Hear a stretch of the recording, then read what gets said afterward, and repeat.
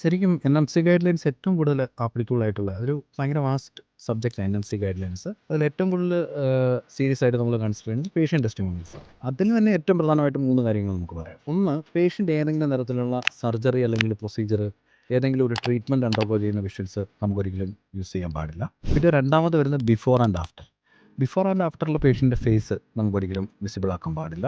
അതിപ്പോൾ പോസ്റ്റേഴ്സ് ആണെങ്കിലും വീഡിയോസ് ആണെങ്കിലും. പിന്നെ മൂന്നാമത് നമ്മൾ ശ്രദ്ധിക്കേണ്ട കാര്യം, പലപ്പോഴും നമ്മൾ കാണാറുണ്ട് വീഡിയോസിൽ, എനിക്ക് ഇന്ന അസുഖം ഉണ്ടായിരുന്നു, എന്ത് ചെയ്യണമെന്ന് അറിയില്ലായിരുന്നു, ഞാൻ ഇന്ന ഡോക്ടറിൻ്റെ അടുത്ത് അല്ലെങ്കിൽ ഹോസ്പിറ്റലിൻ്റെ അടുത്ത് പോയി, എൻ്റെ അസുഖം മാറി, നിങ്ങൾക്ക് ഇങ്ങനെ ഒരു പ്രശ്നം ഉണ്ടെങ്കിൽ ഈ ഹോസ്പിറ്റൽ.